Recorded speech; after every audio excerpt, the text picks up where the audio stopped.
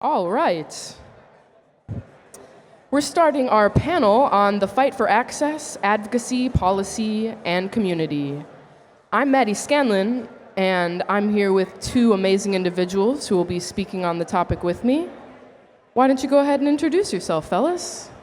All right, my name's Alex Eckman. I'm a recent graduate from Lake Superior State University with a bachelor's in cannabis chemistry. Been a part of the Michigan cannabis industry for nearly 10 years now, explored pretty much all of the supply chain, so got to see not just the industry evolve through 3 different regulatory bodies, but also got to see the retail side, the operations side, and a little bit of everything. So I'm currently the co-founder and CEO of Higher State Brands. We originally started as a cultivation processing, but that idea quickly evolved into what could best be defined as a venture studio firm mixed with advanced research lab. Think of it like the Skunkworks labs for cannabis. So developing not just research and development, but bringing it one step further and deploying disruption is what we like to call it. And it's really just taking a focus on innovation, whether it's on the product or tech side.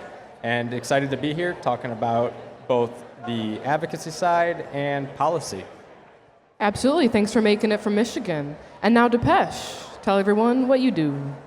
Hey guys, my name is Dipesh Sharma. Some of you might know me as Smoker's Glass, representing Chicago right here. So I am co-founder and vice president of the Illinois Cannabis Consumption Association. We've been advocating for on-premise consumption of the plant. What that means is being able to smoke in public and enjoy the plant with your peers. So we've met with city municipality leaders, we've met with state legislators, and we're just pushing towards freeing the plant for the public. Awesome. And yes, and I'm Maddie Scanlon, also part of the Illinois Cannabis Consumption Association. And we really fit in on that policy advocacy side because we got a bill up in the Illinois Senate and House, and like most other bills, it went nowhere. So we know about what's going on here in Illinois policy, most recently here in 2025. I'm also the co-founder of High Focus Media, where we throw compliant cannabis seshes around Chicagoland, most notably Profesh Sesh, and shout out to my partner Shayna, who's up here in the front, woohoo, and Nathan, who seshes with us. So let's get into it. What are the biggest barriers to cannabis access today when it comes to, legal, regulatory, or even cultural?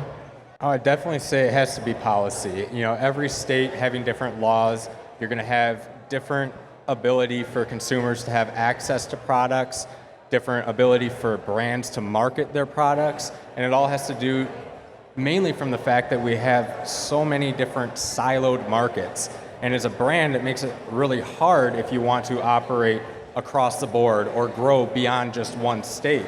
So I think really it comes down to having a lack of standardization when it comes to baseline policies and laws. Absolutely. And what about you, Dipesh? What do you see? I'd say the elephant in the room is obviously federally cannabis marijuana is still federally illegal. So that's the biggest barrier when it comes to accessing funding, banking, even interstate commerce, right? There's no interstate commerce when it comes to marijuana. So that's probably the largest barrier. Aside from that, in Illinois specifically, the CRTA, was crafted by some business owners and some industry holders at the time that didn't understand what they did. They didn't know what they didn't know yet. And I would say a lot of these business owners now agree that the CRTA is a bit of a limiting factor for the growth, towards the growth of this industry here in the state specifically. So. Absolutely. And then what are we trying to do to address these issues we see at that policy level? I think we have various slow advancements happening, whether it be on the banking side. Access to capital is huge. The past couple of years I was trying to raise capital through various PE firms or venture capital, and it was a massive struggle.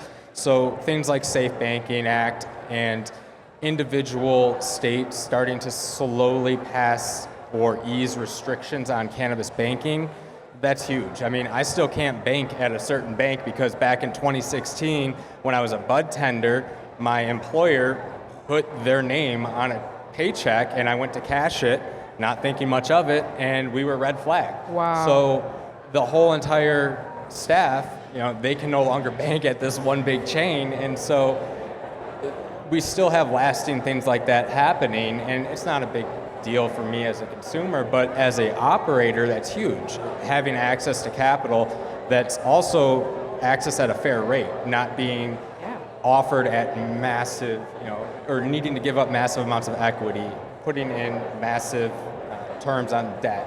Like, the cost of capital in cannabis is high right now. So things like safe banking, federal legalization, that's going to be huge for the cannabis industry. Yeah, absolutely. And from our perspective at ICA, we saw consumption as a specific issue to address. There are a million different problems in cannabis, and isolating one is our strategy to say, is there something we can get a consensus on? And as people who've watched, thousands of people smoke together, smoking together seemed like an easy thing to get a consensus on. And even though legislators on both sides of the aisle, Republican and Democrat, saw what we were trying to do, understood the accountability we were trying to create for our own industry and consumers, giving them places to smoke, the legislative will is one of the biggest roadblocks here in Illinois. They can look at your face and say, this is a good idea. They can look at you in the face and say, we know we did this wrong. But then at the same time, the bills that would fix that go nowhere. And this is Illinois. We don't want to, say that it's just cannabis. We couldn't even get transit done in this state. And so from this Illinois perspective, we're really handcuffed to the CRTA that did have the legislative will at the time. So as ICA continues on, we're very realistic about that fact and see this very long game that we're going to have to play. But that's Illinois, and luckily we have a Michigan perspective here. But we might think it's all flowers and roses from the Illinois side over in Michigan, but tell us really, Alex, what are the changes that still need to be happening in Michigan to make it a viable place to play? So I might have a contrarian view on this. I think Michigan's currently viable, and it still is viable. I think the notion of Michigan having this perpetual race to the bottom is false. Sure, you had that for the first couple of years, but the loss leaders couldn't lose forever, and they've started to leave the space. In fact, some of them are in receivership right now. So it did not work out well for these players. I think there still is profitability in Michigan, and while you do still see statistically a decline in the price per pound at the wholesale level, if we're talking like flower, how much of that is a race to the bottom still? We're 8-9 years into legalization in Michigan, compared to how much of that is increase in technology, allowing you to produce more efficiently. Now you don't have to put 4 stickers on a package. You can have a machine do that for you, and you can produce at scale much better. So I think the notion of this perpetual forever race to the bottom is just plain out false. In fact, while we were trying to raise capital for this 4,000 plant grow and processing lab, we looked at every single cost, down to how much trash pickup costs. Wow. And while ultimately we weren't able to raise capital for that idea, we didn't want those insights to go forgotten. So it's my pinned post on my LinkedIn is the financial viability guide to how to grow cannabis in Michigan. It's a 60, 70 page long document that quite literally was our business plan that we stripped the boring investor stuff like cap tables out and just open source, because we were tired of hearing this notion that you can't make money in Michigan. Now, you can't compete in Michigan on price anymore, and sure, there's a lot of brands. Does that make it oversaturated? I don't necessarily think so. So it's hard to compete on quality nowadays.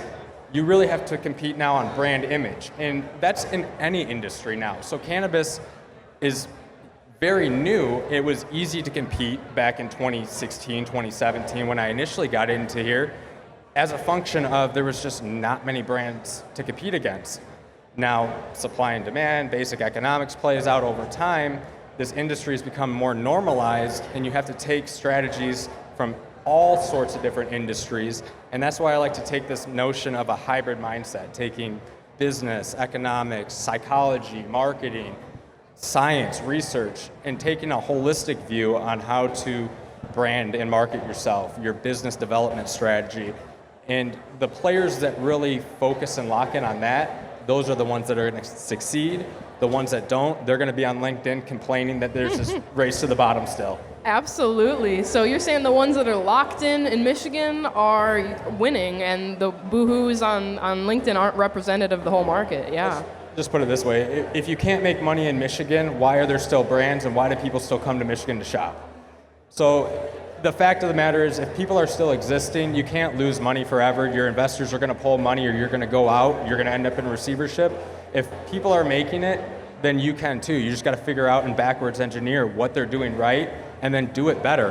Whether it's offering a better product, competing on price. I don't necessarily think that that's going to be what's going to play out over the long term. So build a brand image. Go where your customers are at on social media. Start building up this name just like you would any other industry. Why does a Louis Vuitton belt sell for so much compared to every other belt? There's a name behind it, and those are the ones that are going to compete. Absolutely. So the legislative barriers are out of the way there, unlike here in Illinois. What do you think, Dipesh? Looking at those two markets, the key differences, takeaways, how does it really play out from your business and advocacy perspective? On the advocacy side, it seems like Illinois has less of a voice from the consumers. A big major player to that would be the limited license model, right? Where high barriers of entry to get into the market. Unlike Michigan, where it's a pretty open license model, where if you can meet certain requirements, you'll get in. Illinois has very onerous, a list of requirements to get in, and that sort of weeds out the general population from being able to take part in this industry.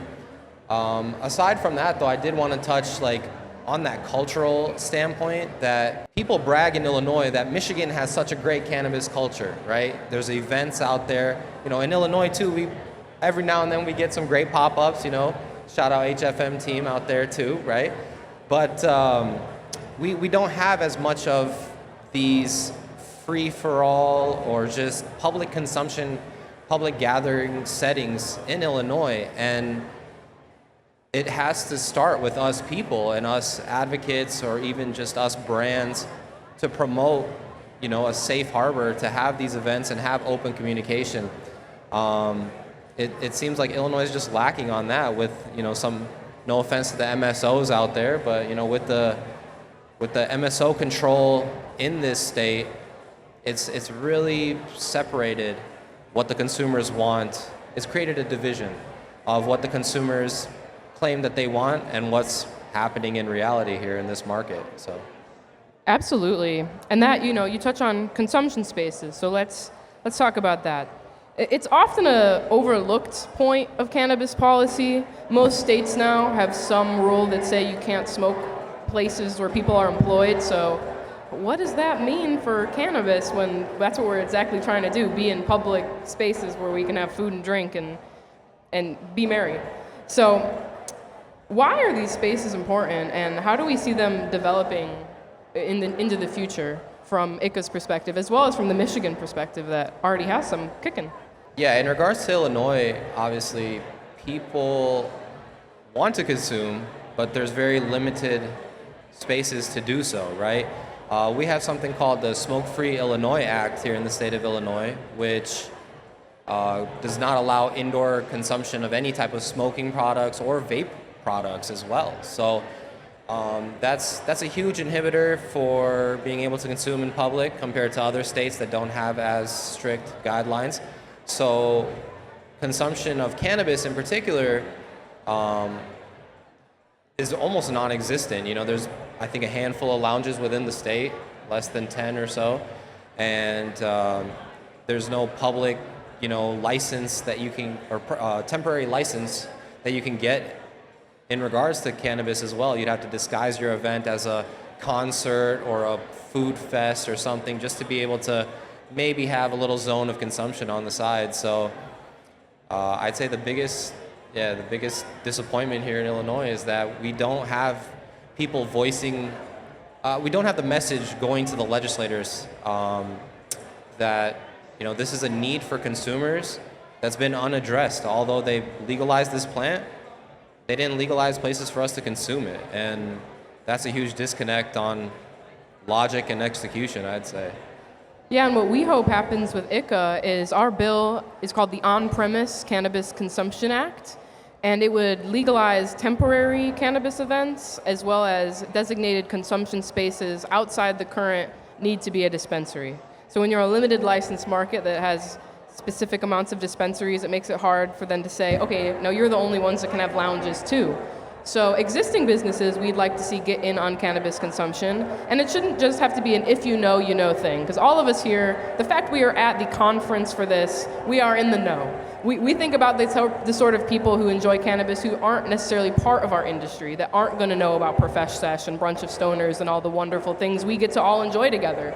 We see a world where like anyone should be able to throw events with cannabis involved the same way that you can throw an event with alcohol involved, and it doesn't have to be the alcohol industry part of it and throwing it. So that's our ideal hope. I don't know if we'll get that. We'll keep advocating for it. You can look at consumptionact.com for more on our bill. But in Michigan, they have some programs. They have some setup that makes it a little more viable. Yeah, it's nice in Michigan. We have, I'll call it a decent framework when it comes to events with our temporary event license and the event promoter license. I think on the consumption lounge, they tried, but they missed pretty big. And it's really just, we have some roadblocks or hurdles that are in there that I think I understand why, but mainly they don't allow for purchasing at consumption lounges, and in the early days they didn't allow for food or drinks. So it was really just a hangout space to kind of consume, and you really never saw any consumption lounge take off in Michigan. You still don't. There's only a handful in the state, and really I think it's because the consumers, they don't want to have to stop at a retail location, purchase their product. Granted, a lot of these just place a consumption lounge right next door, but it's another door you have to walk in through. It's another hoop you have to jump through when you can just as easily consume at home. So I think the model was kind of hindered from the start. And you're slowly seeing it change. The CRA, thankfully, is very open to changing the laws. But again, we do have like clean smoking laws, and how does that really play into it? I think originally the idea was they just didn't want people to be able to walk up to a retail counter and say, let me try X, Y, and Z product because it's like deli style. Let me look at it, smell it, and go one step further now and try it. So they didn't want every single retail location to also couple up with a consumption lounge. But I think that through legislation and just smart writing of these laws, you could probably prohibit that, right? And this is where it'd be nice if we were supposed to have another candidate, Shelby, a congressional candidate, to weigh in on it. But thankfully, the CRA is open to change. And it is a slow process, it's a process, but there's means to do so. And there's groups like the MICIA or different lobbyist groups to help push that as well. Yeah, that's one nice difference between Michigan and Illinois, having that central cannabis entity ruling over you versus our IDFPR and other separated entities. So, speaking of all those people who really control the fate of the market, they need info, they need data. And I know that Alex has seen firsthand some of the barriers to them getting that data. Tell us about that. There's so much research that, first and foremost, we should say there's a lot of research that's been done on this plant. It's been going on since the 60s with the Metrolam studies, but we have been hindered so much by Schedule I and various restrictions. I think it's no surprise to anyone that it's very hard to do research. And as a student in a cannabis chemistry degree, I was given the opportunity to pursue some novel research. That was one of the things that really appealed to me about the Lake State program, was we had the ability to potentially do peer-reviewed level quality research. And just by happenstance, was able and grateful, thankful enough to have gone down that route, where I'm about a month or two out from having some peer-reviewed research looking into microplastic leaching in vape carts. But I say I was grateful enough because I had 3 different research projects before I landed on this end one, and it was changed because various circumstances or professors thought that it might be too controversial. There could be donors to the university that maybe don't want cannabis being the spotlight of what the university is known for.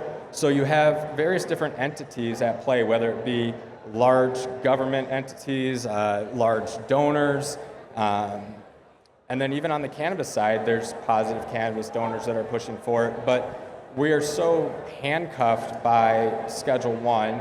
There's a lot of hoops to jump through. So you have a handful of universities in the US that are offering these cannabis programs, but they're all on the basis of THCA hemp.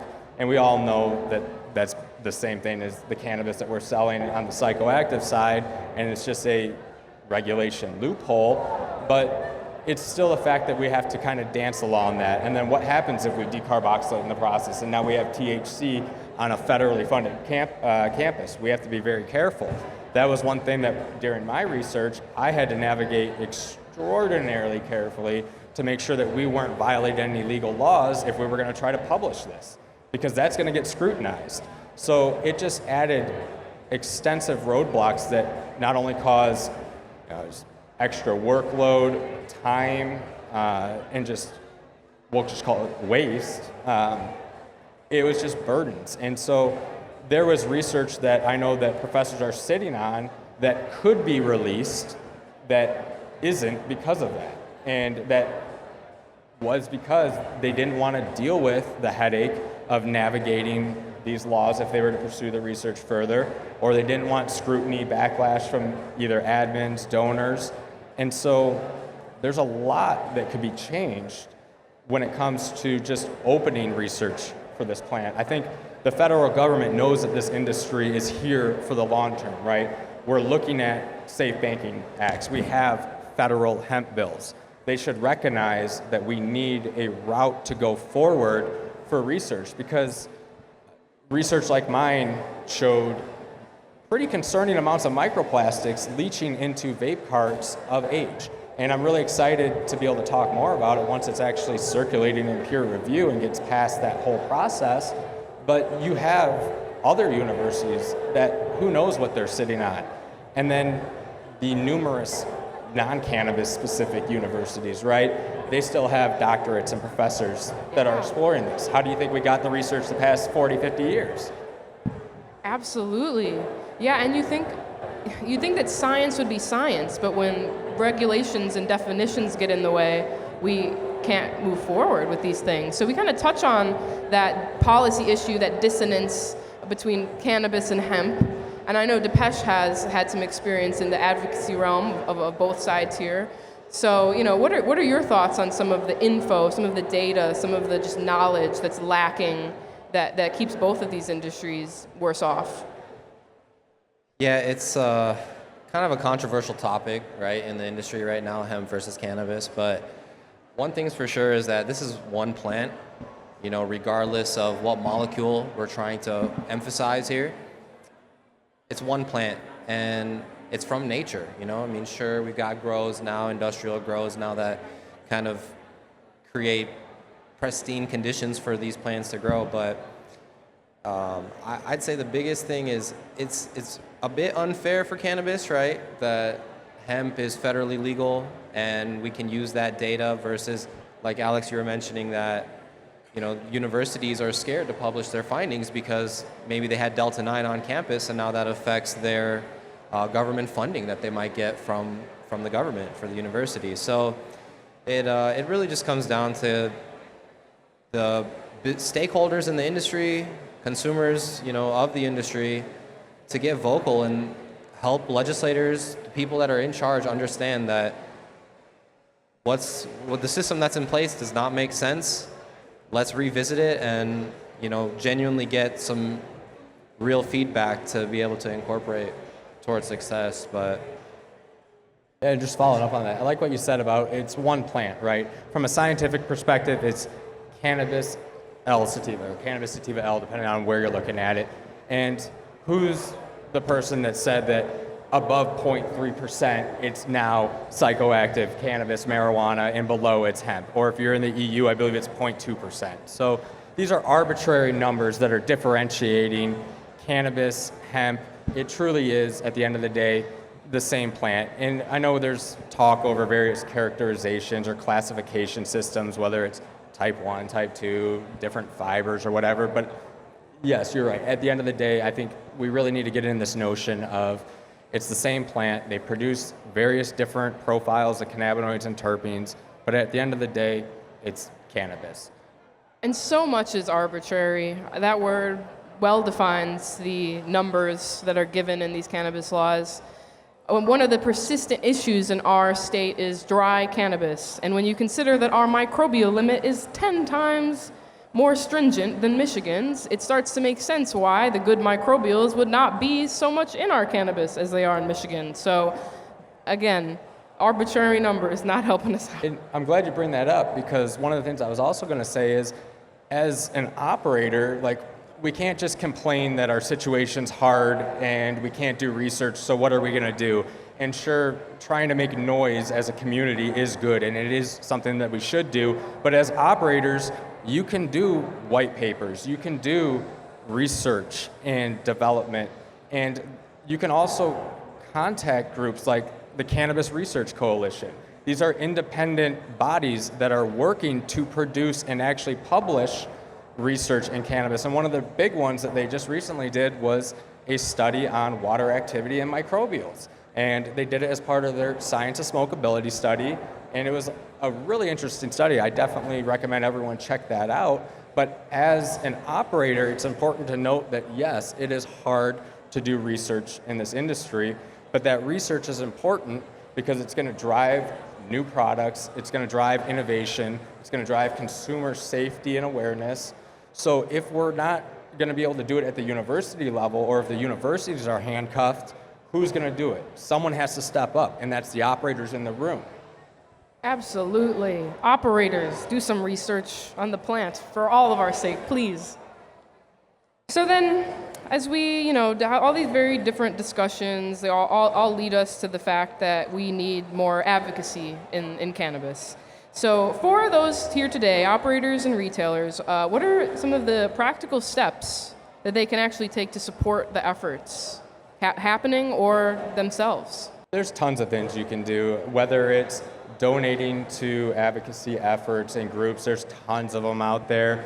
Whether it's supporting universities that are doing research in this. I know at Lake Superior State, I was directly affected by scholarships from various independent private companies who donated and allowed me to actually do that research. If it weren't for those scholarships, I wouldn't have been able to put food on the shelf or on my cabinet, and I wouldn't have been able to pay bills. So I couldn't have done some of the research. And it doesn't even have to be a monetary thing. You could show up and promote events, be loud, go on social media, talk about what issues you're facing. We don't know what we don't know, so make it known and just be vocal about what you're experiencing. And I think that if you're authentically presenting that, people are going to hear it, whether it's the consumers and they're going to be the rally cry to push you forward, or if it's going to be the congressmen, the people that we're electing that depend on our votes, they're going to notice too. So being loud is a way that is no cost and effective. Absolutely. What do you think, Dipesh? I mean, I'm going to frame it this way, right? In a product-based business, right, supply chain is important, right? You got the supplier, you got the processor, you got the retailer, then you got the end consumer. There's multiple steps that play into the big system of the supply chain. Now, when it comes to advocacy, there's legislators that are elected officials, and then there are constituents, which is the general public, just regular people that live in whatever category or district that you live in, right? Everyone has a respective representative or senator based on their address that they live at. So at the end of the day, if people make noise and it sound the alarm to legislators that, hey, this is a topic that has been unaddressed, has not been looked at, and we want to voice our genuine opinions, we actually, as citizens and constituents of these districts, have the legal right to have these candid conversations with legislators. So when it comes to the consumers out there, I'd say just, try to get involved however you can, however comfortable you are, whether it be reach out to your legislators directly, via email or by phone. They're supposed to answer to you, the constituent of their district. So don't be intimidated that they're a legislator, they might not answer my calls. Well, actually, guess what, guys? That's what they were elected to do, is to communicate with us as the public. So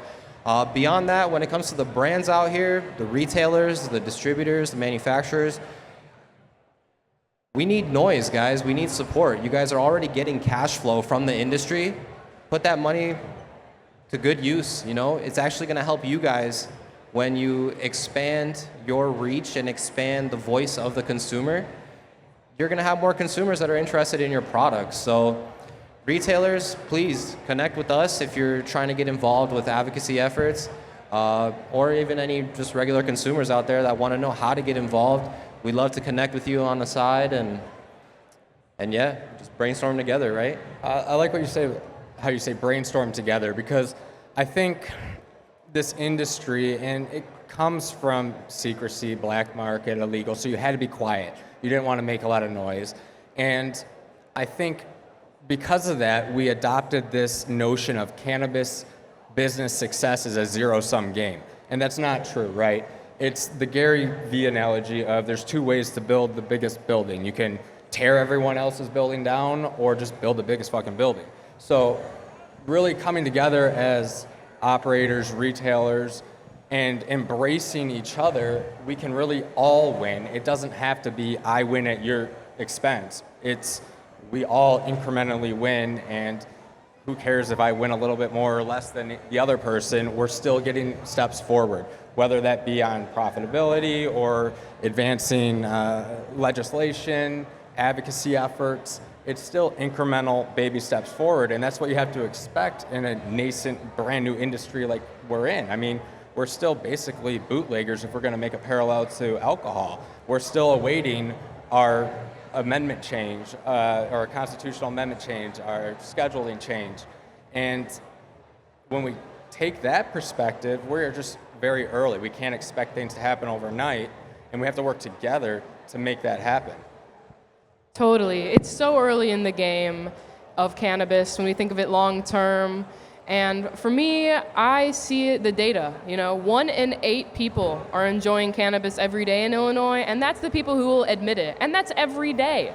So the abundance, it is there. And the limited license market will not save you when federal reform comes and Amazon can ship it to everyone's house.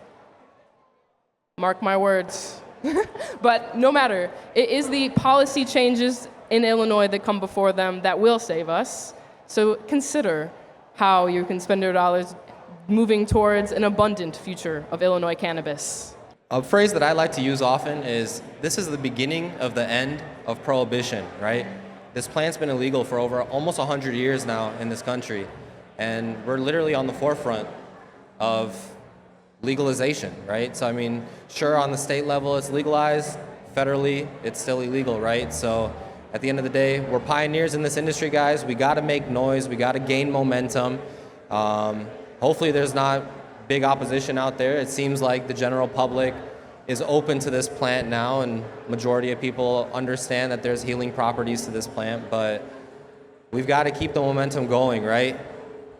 Yeah, there's going to be big opposition, right? It's a high-dollar industry. It's not just going up against tobacco and alcohol, but think about the textiles and hemp, the biofuels, the polymers, and think beyond just federal legalization. What happens when globalization occurs? And we really look at it big picture 20, 40, 50 years down the road. That's going to be a pretty big uphill battle. And yes, it's hard, but I think that's why we're in this industry. To some degree, I look at it as it's enjoyable. Every day is different, every day is exciting, and sure, it can be stressful, but really, it's what makes it unique, and it's what makes it interesting. And for me, it's what makes it worth it. Absolutely, me too. Well, thank you for joining me on this panel today. Thank you for everyone who gave us attention, and for us speakers hanging on here with the sound. We did it, so. Thanks, guys.